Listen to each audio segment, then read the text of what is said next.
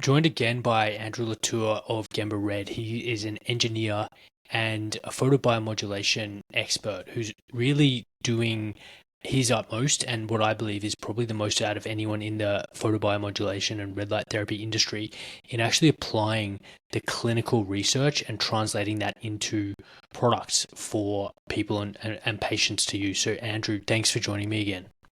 Hey, Max. Thanks for having me back. Let's launch into ambient lighting. I mean, I've talked at length about artificial blue light and its effect on health and circadian rhythms. I've talked recently with Robert Fosbury, an astrophysicist, who's talked about the importance of near infrared for our health. So give us an overview of how you think about this indoor lighting problem. Yeah, I think, with a lot of the trends of blue blockers and, like you said, the anti-blue light kind of movement, especially at night, blue blockers, you got your red lights on, in your background, switching over to, red lights, amber lights, and all that stuff at night. And then people are starting to think about, okay, what about my lighting during the day? What about my lighting, am I getting enough sunlight, enough bright light? So, we start to think about when we get into red light therapy, we get into, sunlight and just, getting that daily dose in the mornings. People are starting to appreciate like light has a very strong effect. So we have to control our environments in order to get the best health outcome. But, there's just like a lot of not a lot of education on how do you choose a light bulb? How do you shop for a light bulb? Like, it seems like very basic, but it seems like, a lot of people just have no clue about all the metrics for a light bulb. It's kind of like shopping for a red light therapy device. What's the intensity, wavelengths, EMFs, flicker, the same things. You have to start to think about what does a white light bulb look like, and different types of color temperatures and applications for how you design things. And, architects and house builders are kind of trying to figure this stuff out. And they're starting to become more mindful of the human aspects of that. Like every once in a while you hear like, oh, some new hotel is doing human centric lighting. And, they're starting to get more and more on board with this, making your light good for your human biology, which we assumed was always the case, but it's obviously not. So I moved into a new house a couple of years ago, and it was just, completely filled with compact fluorescent bulbs as the lighting. And so I thought this would be a good opportunity to go through. I tested like, 20 or some odd light bulbs from a company, lightbulbs.com. I try to avoid Amazon whenever I can. So I got them, and I've got the spectrometer, I've got the flicker meters, I've got the EMF meters and dirty I've got them all. So I was like, well, this is totally normal. I'm not just going to replace some light bulbs. I'm going to test 20 different, models and brands out and see which ones work best and use that for myself and then share my results with everyone else. So, I think that's a big key of, biohacking and alternative health of just, you're trying to, improve your own condition and you share your results with other people. So that's kind of what I got into with one of my blogs that we'll be referencing, and maybe you can link in the show notes of, if people want to save some time, I've got my favorites that I ranked and how to use them and all the criteria there. So if they want to skim through and find the bulbs that I recommend, it's on that blog.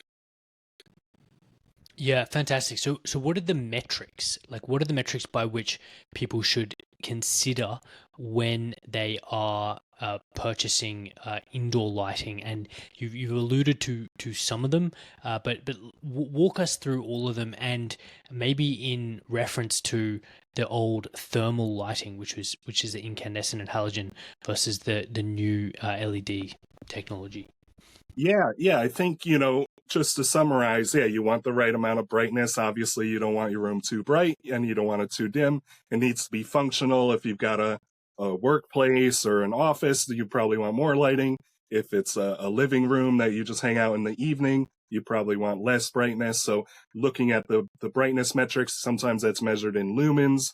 Sometimes that's lux in terms of the distance. And sometimes they go into like the 40-watt equivalent or 60-watt equivalent, and that's how they helped market the newer generation light bulbs to say, oh, this LED is equivalent to the brightness of a 60-watt incandescent bulb. So if you're trying to replace one for one, you kind of look, you can use that. I think that's not a very good metric because I think LEDs are kind of feel more bright, or they kind of feel more intense in some ways. So you might want to step down. So if you had a 60 watt equivalent, a 60 watt incandescent, you go to like a 40 watt LED, and that kind of helps manage the brightness. So I think sometimes people start switching over to LEDs and fluorescents, and then it's just way too bright. So I think brightness is super important. We have this dim onset melatonin production at night that, we need to be below a certain amount of lux, usually like at least below like 100 or 200 lux in the evenings. You could even go lower as your eyes kind of acclimate to lower brightnesses. So, you want to think about having the right amount of brightness depending on the circumstances. So that should be listed on most bulbs as the lumens. Like I think a standard 60 watt is like around 800 lumens. A 40 watt equivalent is about 400 lumens. So you kind of want to, think about that as brightness. And again, not a lot of people even think about brightness. They jump into spectrum and blue light and all this other stuff. But, if you have a big room, you need a bigger, a higher powered bulb. And if you have a small room, you can use lower powered bulbs or use multiple bulbs scattered around. So yeah, think about the brightness. And, again, it might be a little bit of trial and error, or it might be, getting one that's kind of dimmable. That's handy. But yeah, start with thinking about how much brightness you need. Then the next thing you want to go into is your color temperature, your spectrum. So with white light bulbs, it's a combination of, the whole spectrum generally of, red, green, blue. Usually those combined, we get the optical illusion of white light. Typically sunlight is kind of a broad spectrum that's well defined. Incandescent bulbs are also a very broad spectrum. They have about 99 CRI, which is the color rendering index. So that's how well the spectrum is represented and gives you kind of a natural feel for getting all the colors right. And so with LEDs and even fluorescents, they tend to have lower CRIs because they're deficient in certain wavelengths. A lot of times it's the red end of the spectrum. So the red colors don't really pop out as vibrantly. So you want to look for higher CRIs. So, a typical LED nowadays is about 80 CRI, which is pretty good. If you just need some cheap LED bulbs, you can get 80 CRI, but all the ones that I recommended on my blog were above 90 CRI.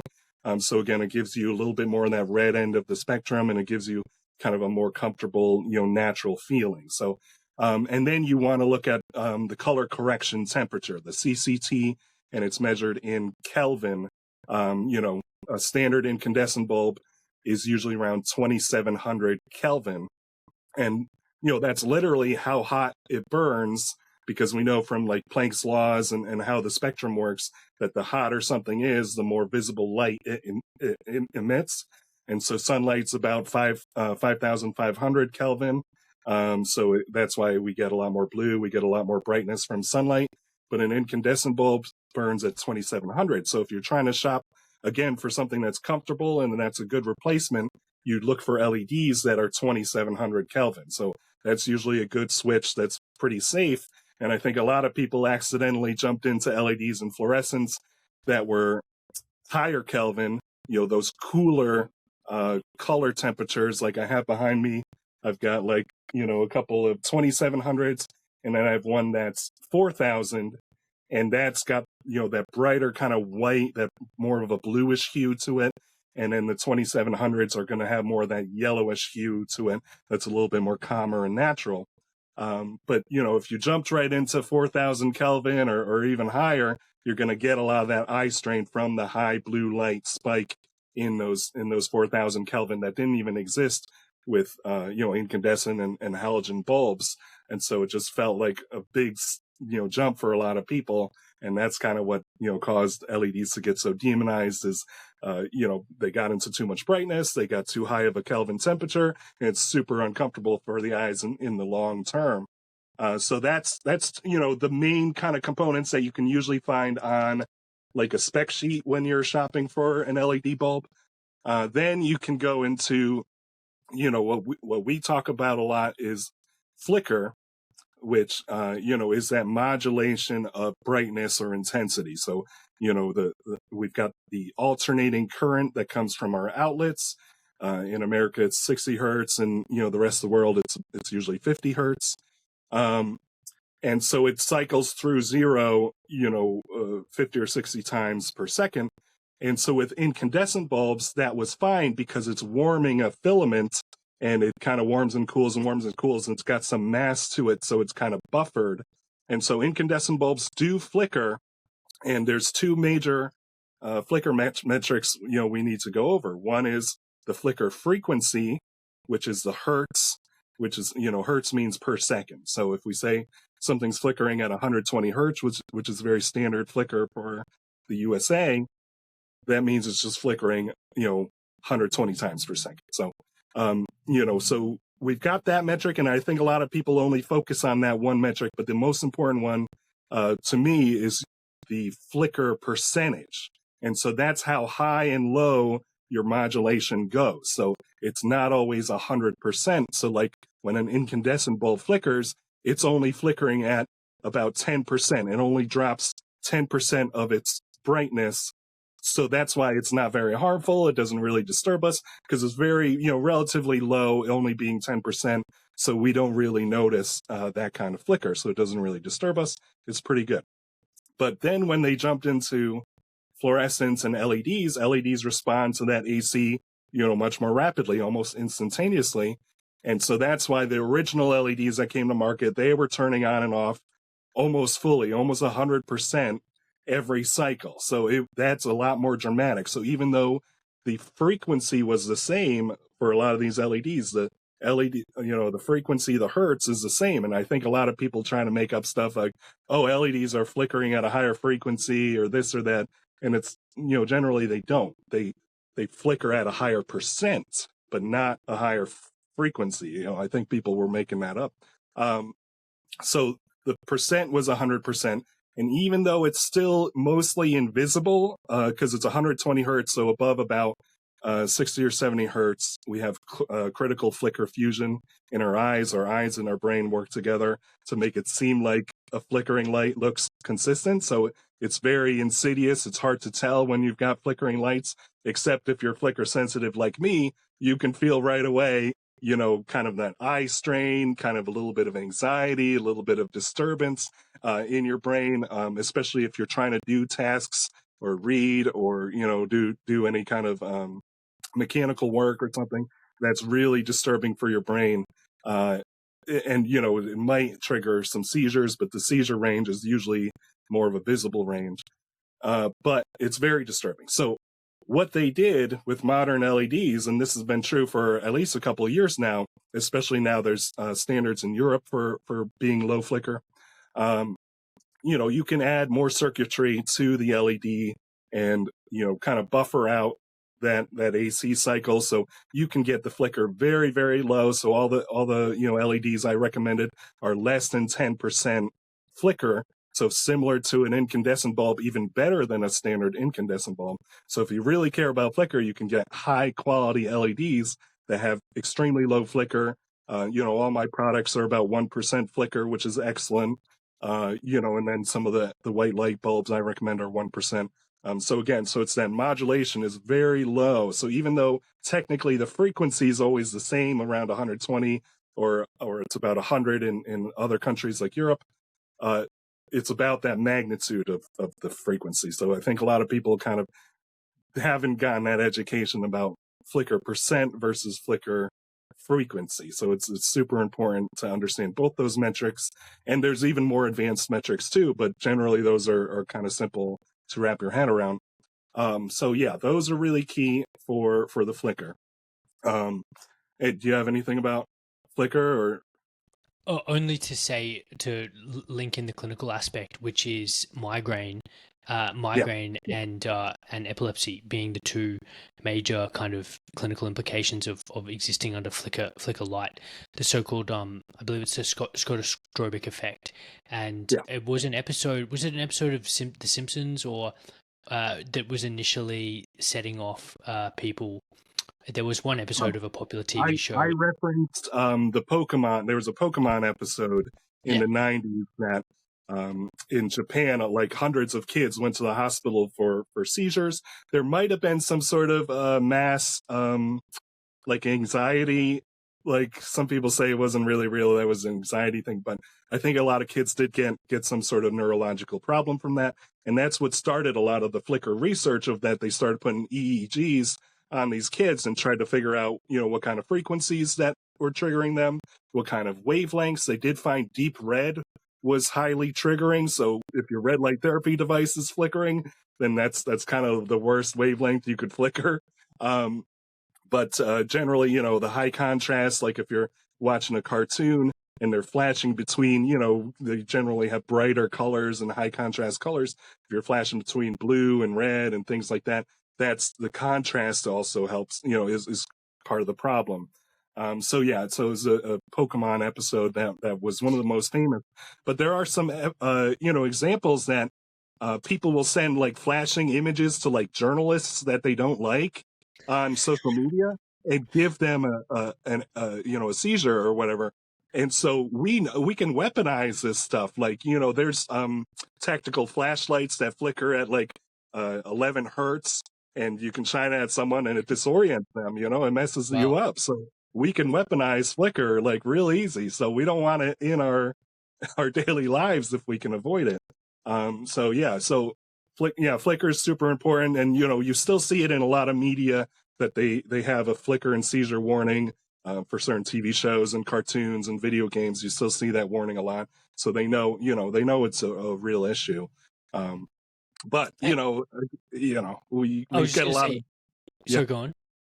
No, we get a lot of people that say, "Oh, I'm not affected by flicker, so nobody else is." I don't, I'm not, I don't have a peanut allergy, so nobody else has a peanut allergy. Like, a lot of people are sensitive to flicker. When I walk into a grocery store or certain stores, I'm like, these lights are flickering because I'm feeling disturbed, and I'll get out my camera and do the slow motion. I'm like, yep, they're flickering. I'm like a flicker detector.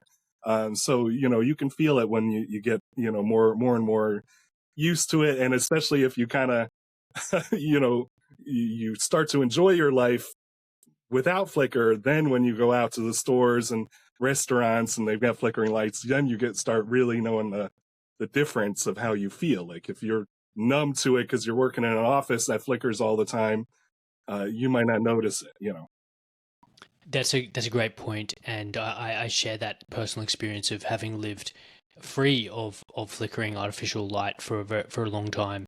To then experience it is you have a heightened sense of awareness. The interesting point you made about inattention as a symptom of being under flickering light. We have an epidemic of ADHD. Right now in children in pediatrics, and you wonder. We obviously know that the light that they're probably sitting under in classrooms and kindergartens and preschools is going to be to some degree of this variety, and it's a thought in my mind of how much we're possibly medicating kids for an inappropriate light environment. Yeah, I would say, some of the old standards I read, they said if a kid has a mood disorder, some sort of problem, a mental problem or anxiety or ADHD, to move them, seat them closer to the window.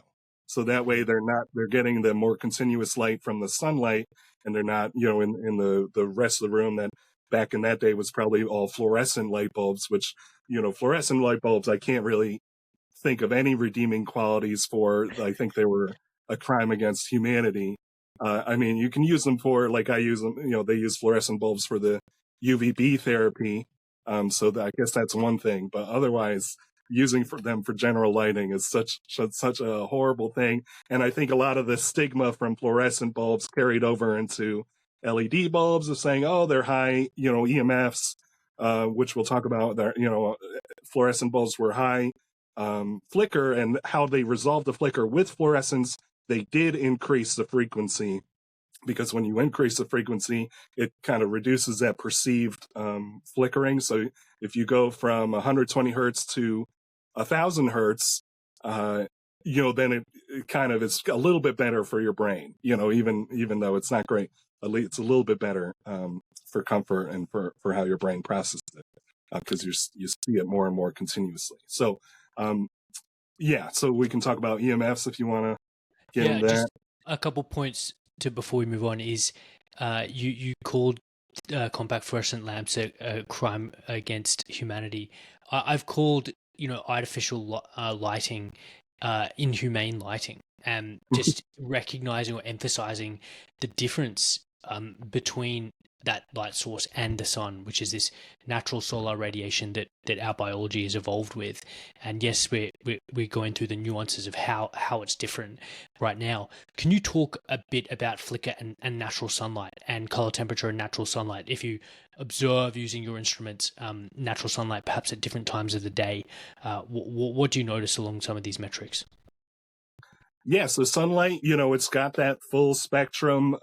Like I said, in the middle of the day, it's around 5,500 Kelvin. So you get a big proportion of blue light, between 10 to 30% of sunlight is that blue light. So it's pretty significant. But it's balanced with the red and near infrared and the full spectrum. Obviously you don't stare at the sunlight for eye health, but generally, maybe, as the sun sets, in the early morning or late at night, the sun gets more filtered by the atmosphere. The blue light and the UV light gets scattered.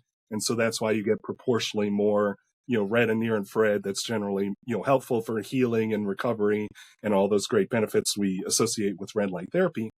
Sunlight generally is a continuous light source. So there's no pulsing, there's no flicker. You can experience some aspects of flickering from naturally from shimmering light from waves or from the leaves and the waves, the wind kind of blowing the leaves back and forth, or if you blink your eyes too fast, you can get some flicker distress.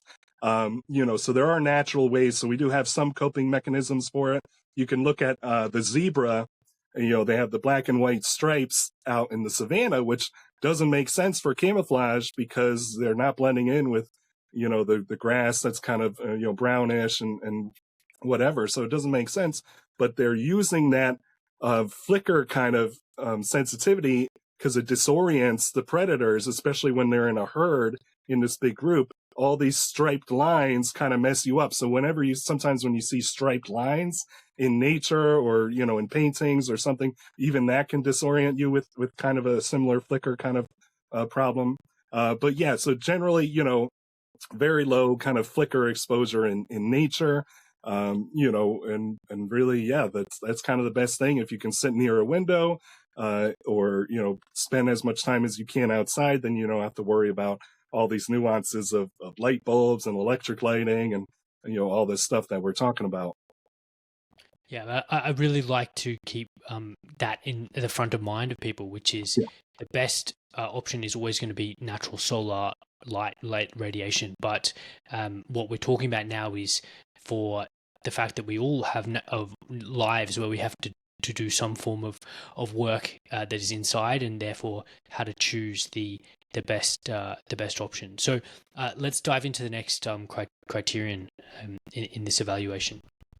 So that's EMFs, which with incandescent bulbs, there's minimal EMF. Again, there's kind of like people lying and saying incandescent bulbs have no flicker and they have no EMFs. I mean, they do have some flicker. They do have an electric field that comes from your outlet. But overall, an incandescent bulb is a very basic, it's just a filament, right? There's no electronics. There's nothing fancy inside. It's just a filament and a glass ball, and that's it. So it's very simple in terms of the electronics. So you only get some electric field coming from it. It doesn't really produce its own, kind of EMFs per se. Fluorescent bulbs, again, they were super problematic with radio frequencies and, dirty electricity and all that stuff.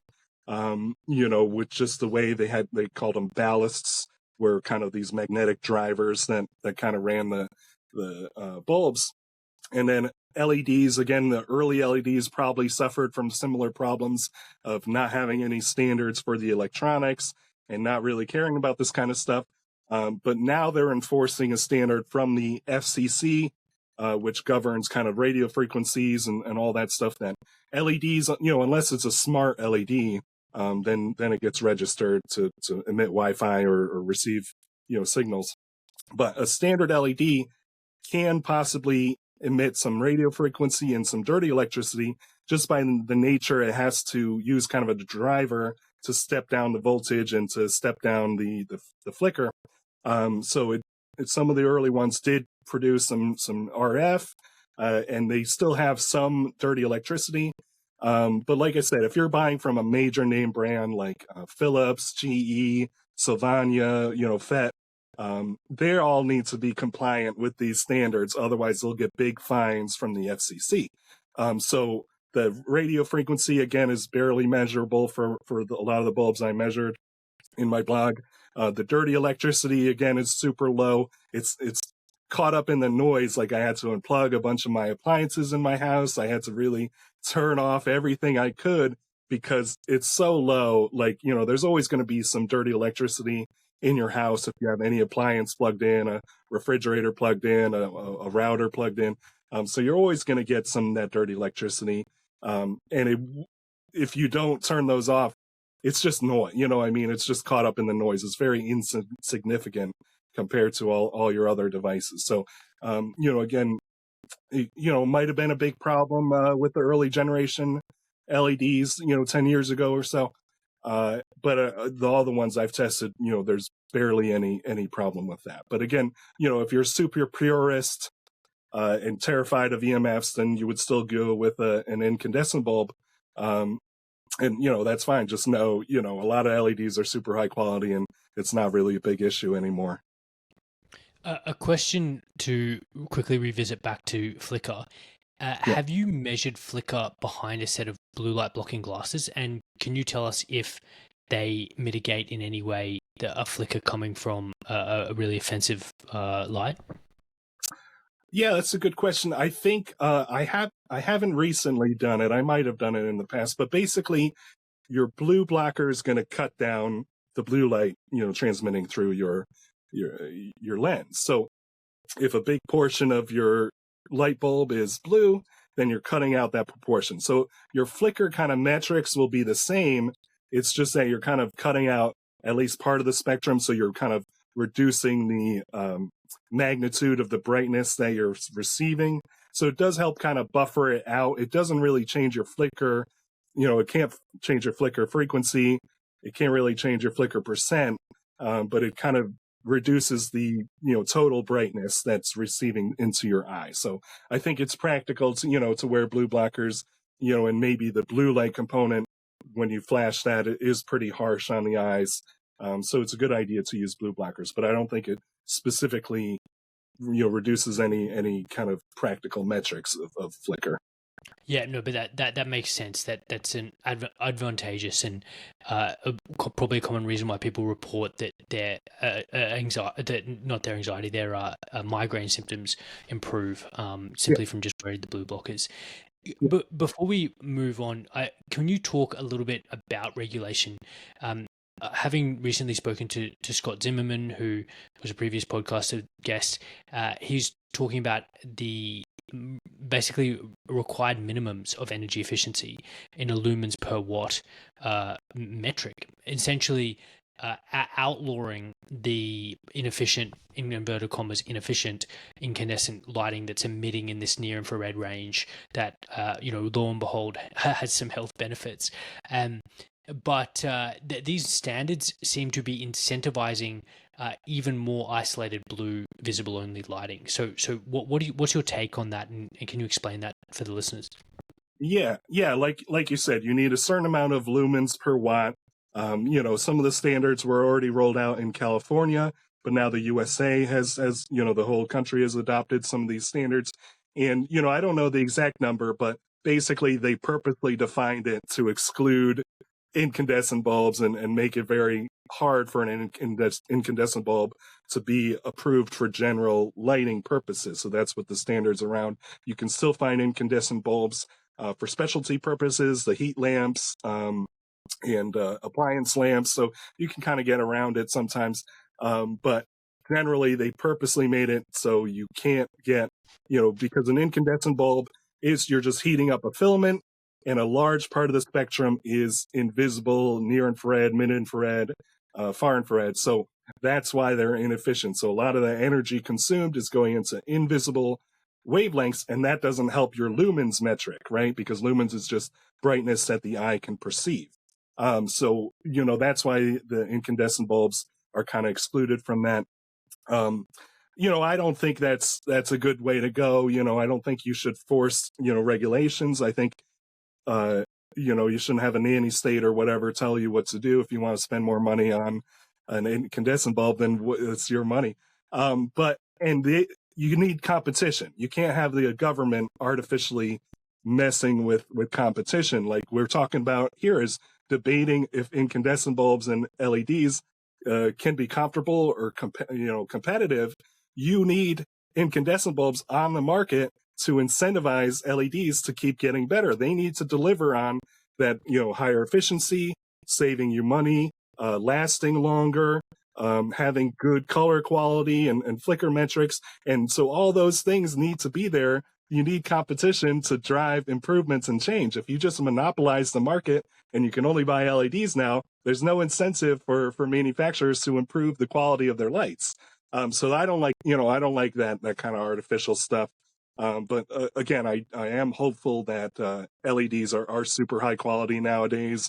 I've got a good review. I think there's a couple good reviews online for finding those good white light bulbs for your home, and then finding light bulbs for the day and the evening, and what you want to consider for that. But yeah, no, I don't like regulations like that. Doesn't make sense. Doesn't help the market. Yeah, no, we're definitely agreeing on that point. So where are we up to in this evaluation of lighting? So we've ticked off EMF. Is there anything else that you're concerned about when selecting a bulb? I think that covers it. I think, you mentioned price. I think, generally LEDs have always been a little bit more expensive than an incandescent bulb. You can buy in, usually, back in the day, you could buy them $1 a piece, couple bucks a piece, and LEDs would be about $10 a piece. So, again, there's that cost trade-off, and then maybe they try to upsell you that you're saving electricity in the long run. So, it kind of balances out. So again, that's part of the competition of it and shopping around. And, one of the brands I recommended is called Waveform Lighting, which is super high quality. It's very good. I've got, this kind of yellowish one is the 1700 Kelvin. So it's got a very nice, yellowish kind of amber color to it. So I use a lot of their bulbs because they're kind of, photography and filmography grade. So, they made it low flickers, because if you're trying to record a video and you got that flicker, it messes it up. And they made a high CRI to make the colors right. But they're pretty expensive. I forget, they're like $20 per bulb or something like that.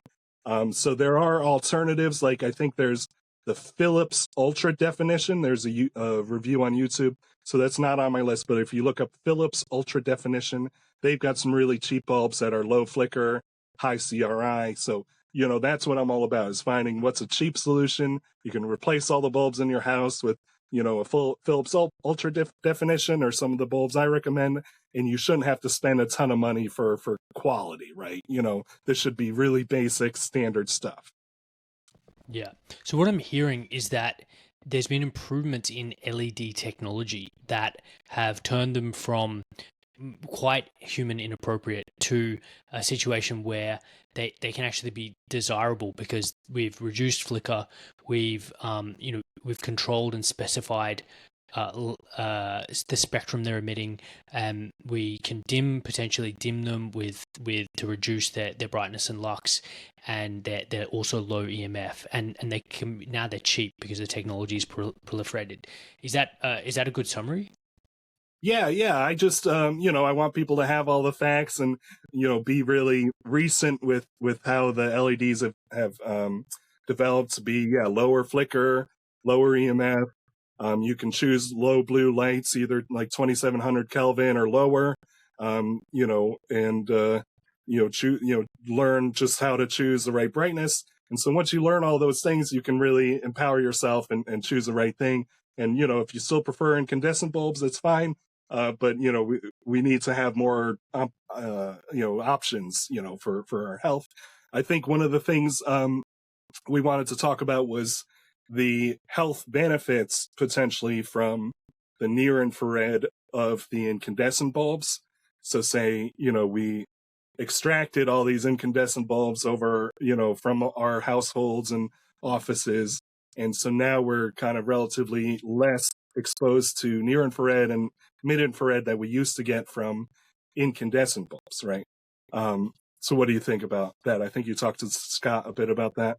Yeah, well, that's a great point to bring up because it's another consideration, which is yes, these LEDs technology has improved, but we're still only dealing with visible only lighting, and as we've referenced the natural solar spectrum, which is over 50% of near infrared non-visible.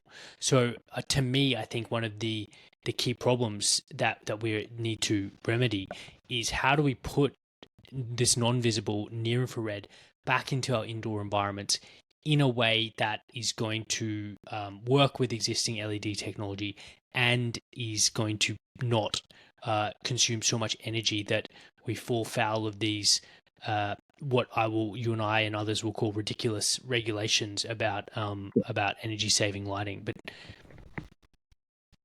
yeah, and I think it's pretty tough because if you've got an incandescent bulb, your standard 60 watts that we all used to use, but it's up in the ceiling and it's like 8 feet away, and you truly have like, the inverse square law of, the distance, you get less and less brightness, you get less and less intensity. So I think the actual amount of near infrared and infrared that you got from incandescent bulbs were pretty minuscule unless you had like a desk lamp that was pretty close to your face.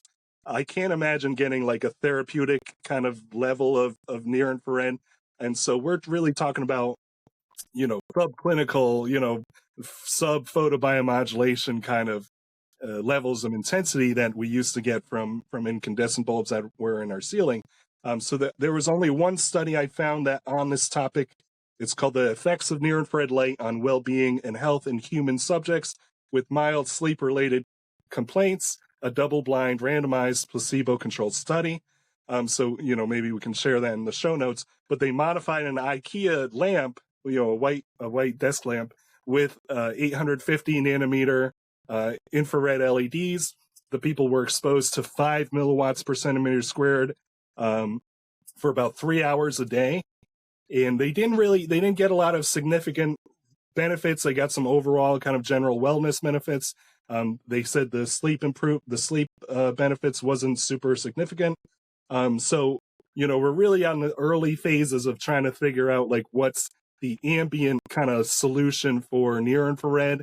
I think you can solve this with some of those infrared security camera panels that are super cheap. They're on Amazon. You can get an 850 security camera panel. And, if you want a little bit of ambient near infrared, you can put that on your tabletop or desktop. But again, it's going to be really subtle and really hard to quantify that. I think we're going to start to think about this like the exercise epidemic with sedentary kind of office work that, okay, if you work, a sit down job, maybe every hour or so, you take a break, you go for a walk, you go outside, and that's better than nothing.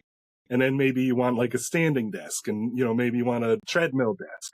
That's the kind of thing we need to think about with light as well of like, hey, maybe every hour or two, I'm going to turn on a little red light therapy panel, get 10 or 20 minutes of a little bit of therapeutic light and, kind of, do that occasionally to help me with my eyes and, mood and brain and all this stuff and get the bright light therapy that, we need bright lights during the day.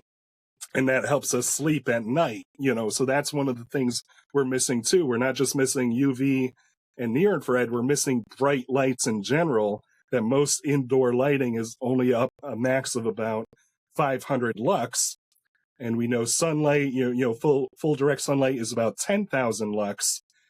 So we really need like some high brightness light therapy as well. And not just, near infrared UV, we need those. but we also need bright lights. So if you can get that artificially with some bright lamps, or a red light therapy device or a blue light device, or I like cyan and green light for bright light therapy.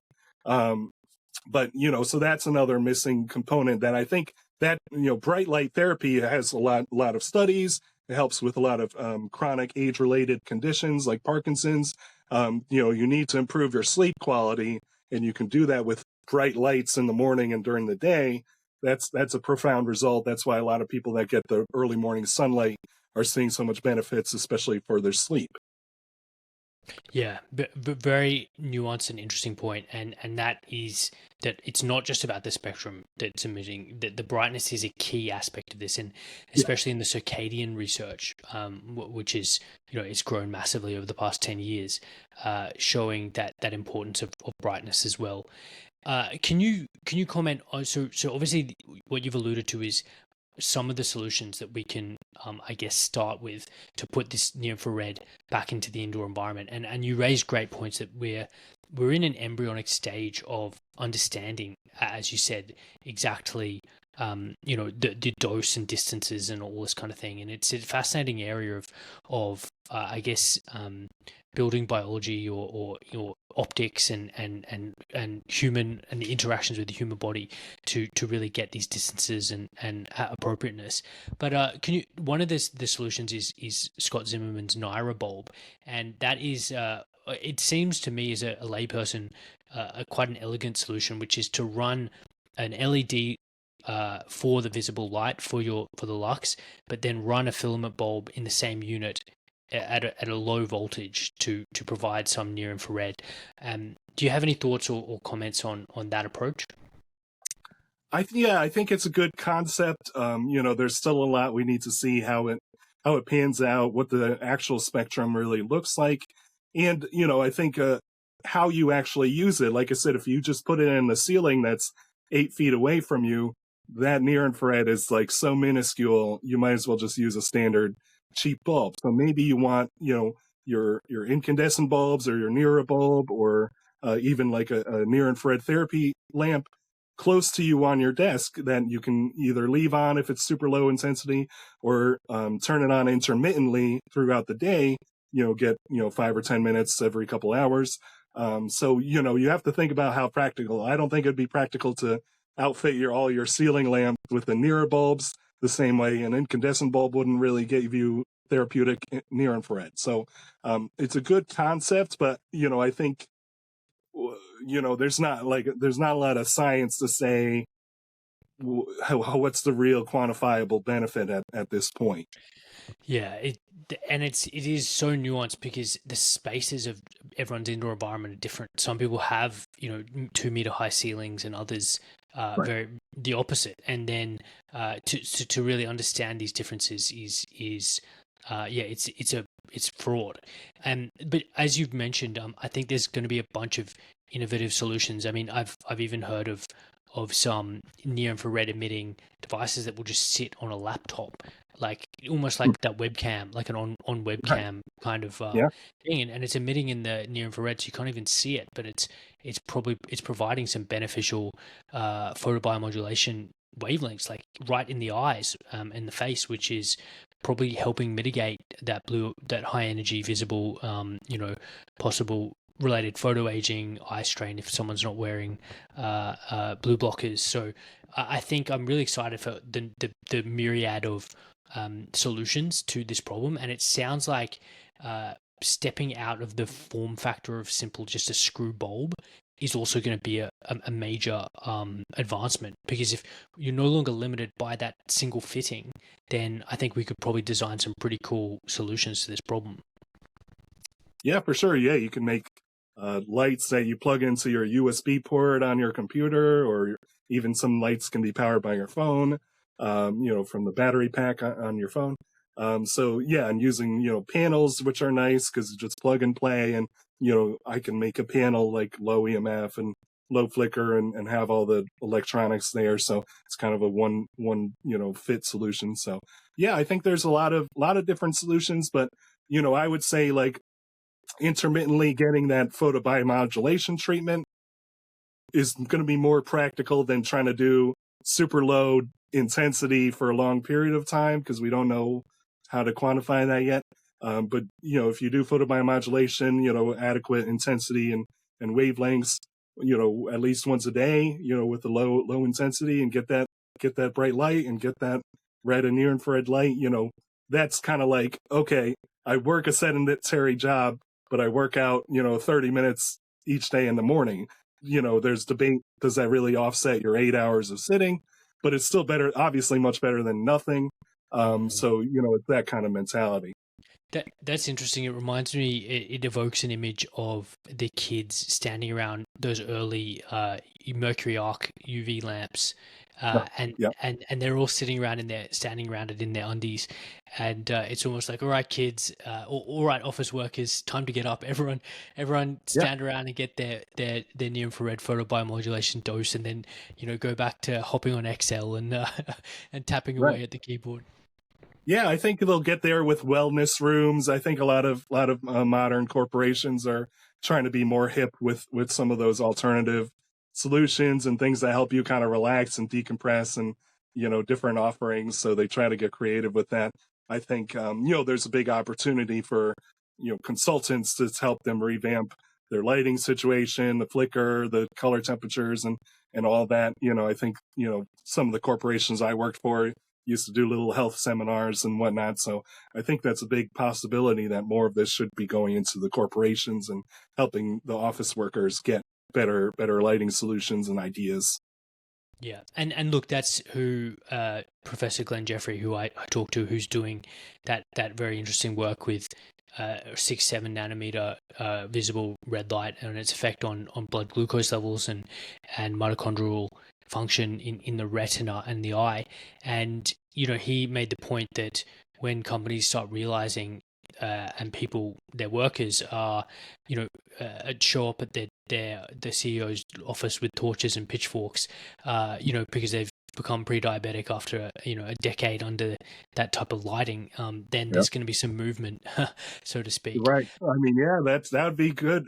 Sometimes to motivate a corporation, you got to get some lawsuits, and say, hey, I'm connecting my diabetes to the the lighting and the type of work. And again, they're like, I've worked for some. They're super supportive because they don't want that liability. If I say, hey, I want a standing desk, they'll get me a standing desk. If I want, different ergonomic accessories, they'll get me that. So if that becomes, the latest kind of trend, the companies won't argue with you that much because they want to cover their butts that they provided you with whatever you need for your office space. So then you can just start asking, hey boss, can I expense getting a little red lamp for my, a little near infrared lamp for my desk here? I think that would be a real possibility. Yeah, and I've called it diabetic lighting, and if more people say to their boss, hey, this is a problem, this diabetic lighting that you set me up under, this is a health hazard, this is an occupational health and safety hazard, then there could be some movement. And RFK Jr., this titan in kind of corporate litigation, standing up against corporations that are having these negative externalities on society. I mean, he's just started to understand, and the process, well, probably a bit longer than just, but in the past year maybe has started addressing the processed food issue and learning more about how damaging that is for health. And amazing if we could get him on board with this issue and say, hey, look, there's this whole light contribution to metabolic syndrome and diabetes that actually goes beyond the seed oils and the carbs, and it's clear that they are exacerbating probably what is, in my opinion, fundamentally a light circadian mismatch problem. But maybe, who knows, in the next couple of years, or maybe someone can send him this interview. Yeah, and I think Nicole Shanahan, she was big into light therapy. I think she even mentioned she might be doing some trial for light therapy for autism because of her child. So, I think she's got that bug. I think there isn't some conference with Nicole and Jack Cruz going up, and that's coming up soon. And then, Jack Cruz and RFK they had an interview on the Rick Rubin podcast. So, but they talk more about like history and kind of all these conspiracies and stuff. I don't think Jack really pressed the like light and health issue. That's kind of the next phase. Yeah. But yeah, Yeah. no, there's definitely a lot of, once people start thinking about their health, that's what I did. That's how I got into all this. I started dieting and improving my diet. And that wasn't really getting me 100% of the way. I had to start thinking about light. I started using blue blockers, getting sunlight in the morning. And then I, went down this rabbit hole of light therapy. And then I started this business. But it all started with like the diet aspect wasn't really covering me for my goals and energy levels and sleep. And it really turned into the light, being my biggest focus. Yes, and that's a common story for people. So yeah, it's great to be able to spread the message. I wanted to ask you about. We talked about these different color temperatures. I've got a red only visible portable lamp with me at the moment. So obviously when we're setting up the house, yes, we can get access to these different LED bulbs. But what do you advise in terms of the types of LED bulbs? Would you favor one that has a modular ability to change its spectrum, the so-called circadian appropriate lighting, or would you look to set up your house with lighting of different spectral emission that you would turn on at different times of the circadian day? Also mindful of the role of light position in the eye that is also going to influence its effect on our circadian rhythm. Yeah, no, I mean, that's all great stuff.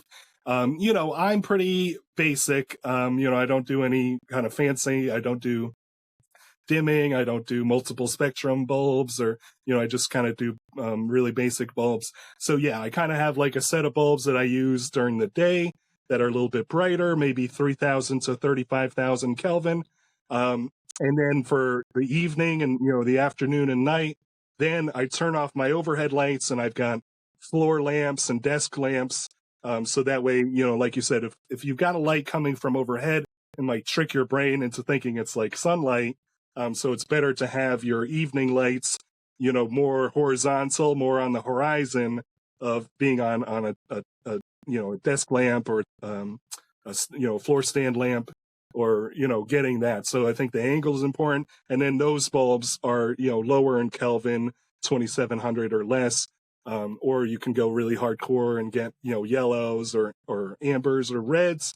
But those are on the floor lamps. So I'll turn off my overhead lights, switch to the floor lamp. So, you can get more automated with smart bulbs if you're comfortable with that, or, all the different dimming bulbs and whatnot. So, but I try to keep things very basic, no extraneous electronics, and just use, different set of light bulbs depending on the circumstance. Yeah, and that's great. And I'll just share my kind of current experience where I've just moved into a new clinic room, and having turned off the light overhead, I'm just using a yellow bulb essentially at my desk height, and I've got a window open for some natural sunlight. And a patient, or many patients today, commented how much more relaxing the environment was, and it was something that they appreciated, as if they're coming in with anxiety related symptoms. A question that I have is some common lighting options that some people might have.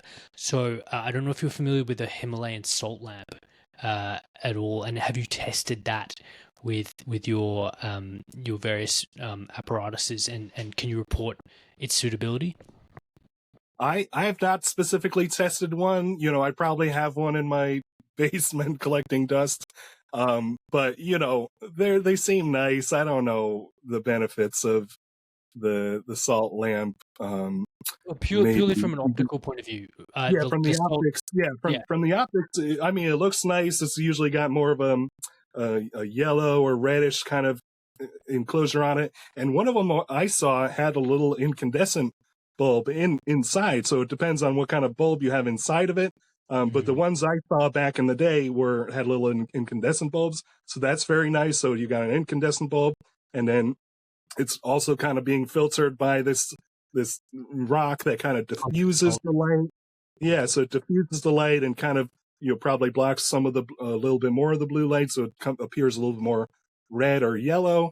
But then, if they insert an LED, kind of, what's the quality and the spectrum of the LED, and then it's kind of getting filtered by this crystal, which again, it seems to help drop some of the blue light, makes it a little bit warmer, kind of color temperature. So, it seems nice, but the same things, you can try to check it with your phone camera, the slow motion video, check for flicker and things like that. If it feels good, if it looks good for your eyes, and seems mostly kind of yellow, then I have no problem with it. Yeah, that's great, because it's a really common option because that people have. Yeah. Some people have handy, so it's great to be able to recommend that. The other kind of workaround that some people use, and this is a hack that even a lot of kind of influencers have also kind of shared videos doing, is applying cellophane, like the transparent plastic film, essentially, over things like a light, a fridge light, particularly. Yep. That's a common one. What's your take on essentially just changing the emission via, say, a covering like a transparent film, and what does that do to its suitability of the light based on what we've just been talking about? Yeah. When I did a lot of travel, I would carry some black electrical tape and cover up tons of indicator lights and light bulbs and whatnot. So sometimes if you have an indicator light that you don't need at all, just cover it with black tape. So sometimes you can do that. But yeah, I mean, you can basically, it's like putting a blue blocker on the light source itself rather than needing to wear it on your face. You can put these, red cellophanes. There's one called Roscoe Lux number 19. So, you can see it's drastically changed the spectrum that you can see through it. So it's Roscoe Lux number 19. I get it from bnhphoto.com. They sell, because it's made for photography, and so it's really nice. It's like the fire red spectrum. It blocks the majority of blue and green light, and it's got a very nice kind of orangey kind of red color. So it's definitely viable. So I've cut out little bits of it and then taped it onto different light bulbs or indicator lights. So if I still want the indicator light to be kind of mildly functional, but I don't want to block it all the way, so I'll use that and kind of cover up different lights with that. And you can try to use it. Sometimes you can put it over a screen, or some companies are selling like a screen blocker, and tape it onto your screens, tape it onto your TV. You do get more kind of reflections and glare, so it's kind of annoying to use it on a TV. But it could be a viable option if you have like a lot of LED lamps are like hardwired. It's not like a bulb you can replace. So you could cover it with the cellophane, or like a lot of people, they asked me about the recess lighting, and they're making the recess lighting as like a permanent LED fixture, which is like nonsense, because what do you do when they burn out?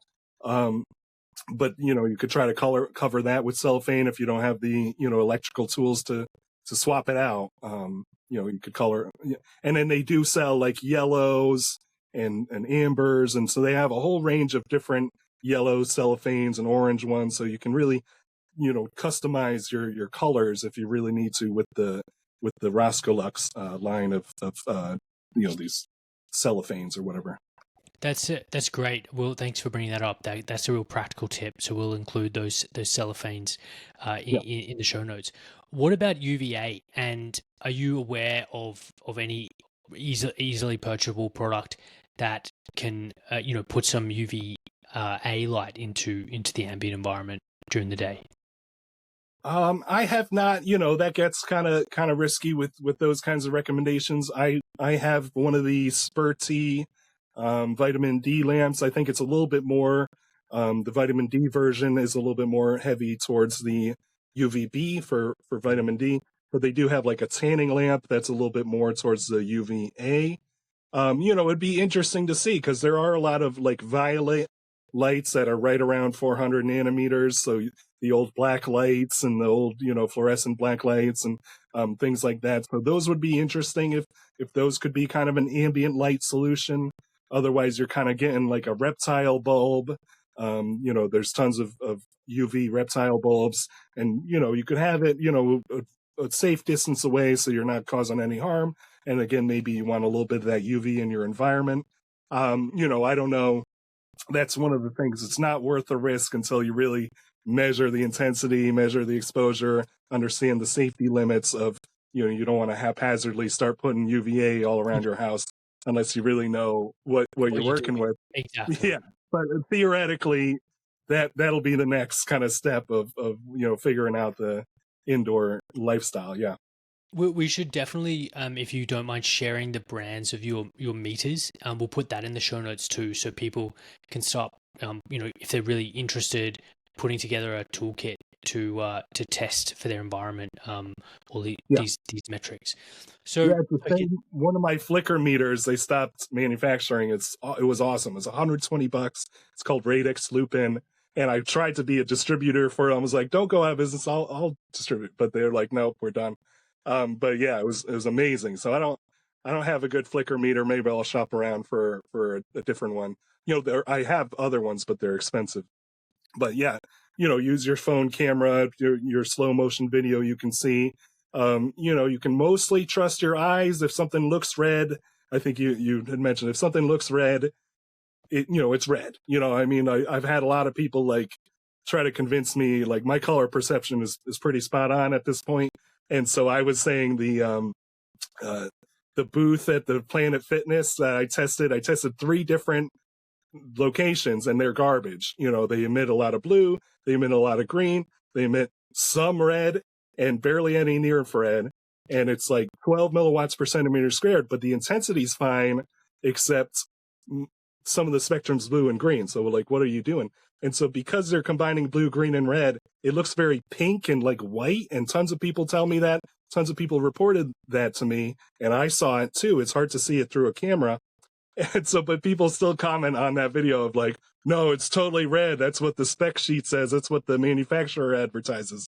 And I was like, I don't think so. It's mostly white and pink, but anyway, so yeah, the color is key. But, with blue blockers, I did find, I was testing a lot of blue blockers back in the day. If you have a red blue blocker, sometimes it lets through some blue, like, because there's kind of like a gradient of how dark a tint can be. So if you have orange or red or yellow, you're pretty comfortable. It's definitely reducing some blue light. So that for sure. And obviously we know the clear blue blockers only can block a minuscule amount of blue light, because that's the nature of how optics work. If you reduce too much blue light, it's going to start to appear yellow. So, they're all limited just by physics of how much blue light they can actually reduce with a clear, appearing lens. And a lot of times the best clear lenses have a very subtle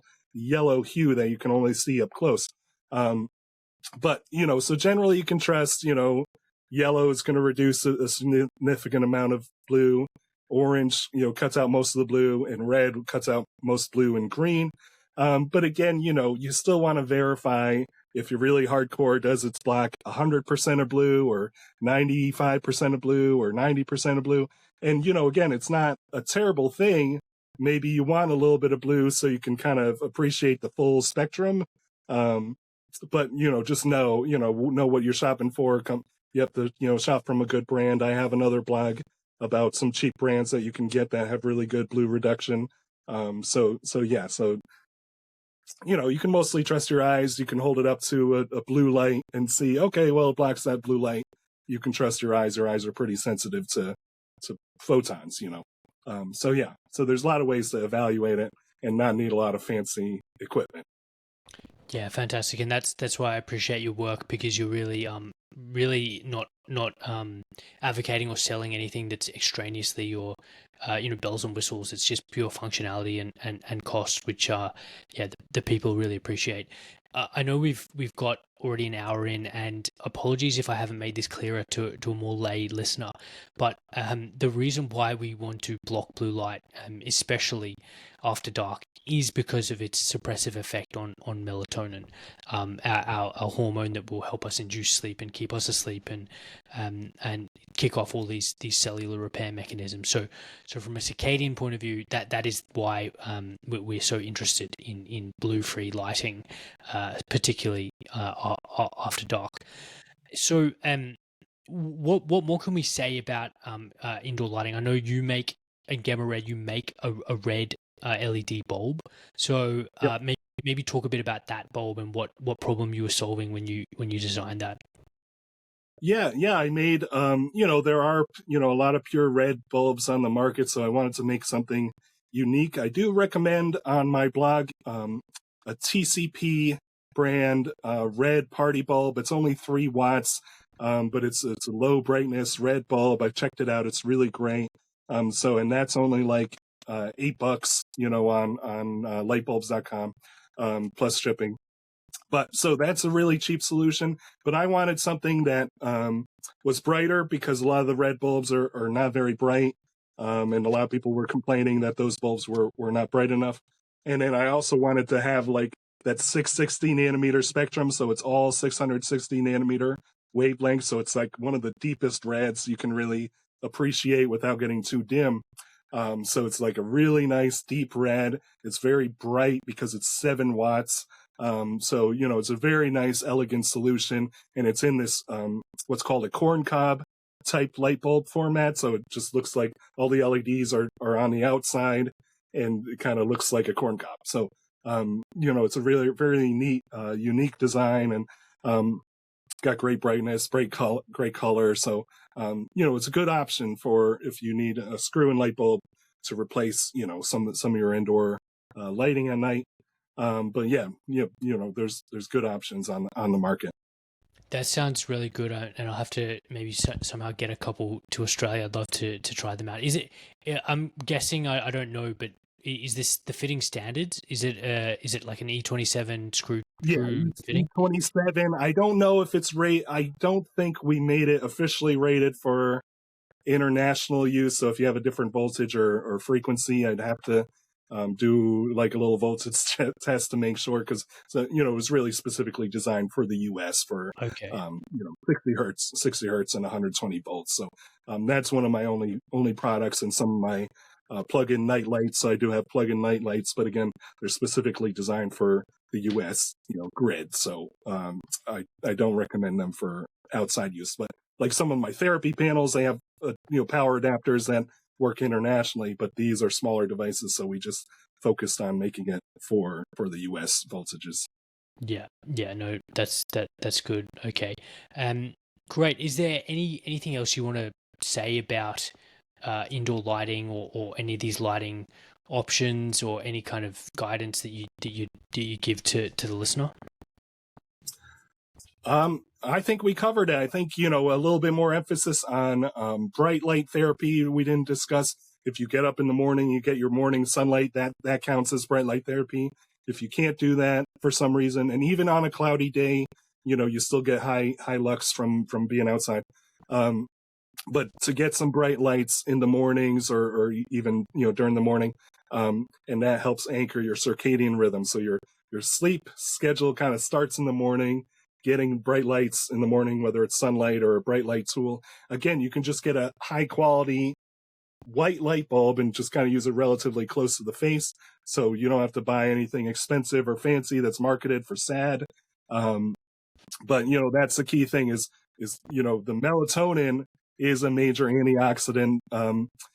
And even if you're using your screens late at night, and you're like, oh, I use my phone screen late at night and I sleep fine and I feel fine, but it's going to be a slow degradation, and that might be a strong correlation to a lot of the chronic diseases we're seeing is the poor quality sleep, the lack of melatonin production. So even though you think you're sleeping fine, you still haven't produced enough melatonin naturally.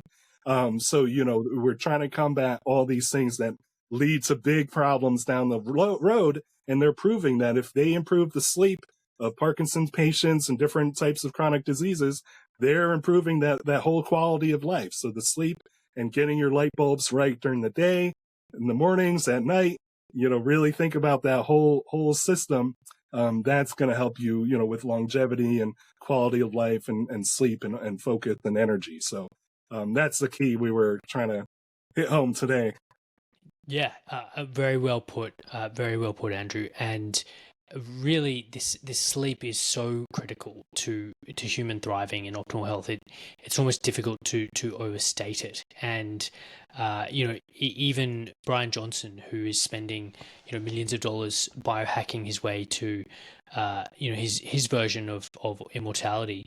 His emphasis on sleep is unparalleled, and it's something that he puts so much emphasis on. I think his last protocol was he's down to such a fine art that he's even timed his eating into window to a really early eating window, and that's another way of preventing desynchronization of your peripheral gut clocks with your suprachiasmatic nucleus, your central clock.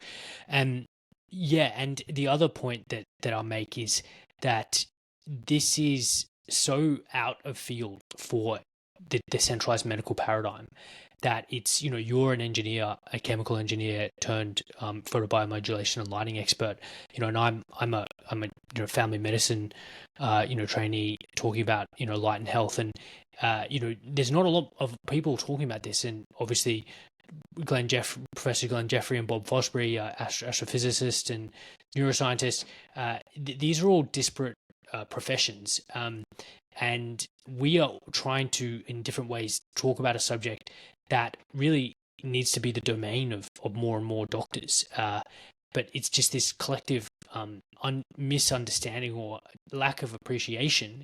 Ignorance is a strong word, but that's probably appropriate, of the role of light in health. And so I think we've done a pretty good job, and I really appreciate your insights, Andrew, into this topic. So let's include all that information, all those into the show notes, so people can go through this, click on them, and really set them up. And hopefully a lot of them are US based, but I'm sure we could try and find some Australian shipping options or equivalents in Australia. Yeah. Cool. All right. Thanks very much. Great. Yeah. Thank you.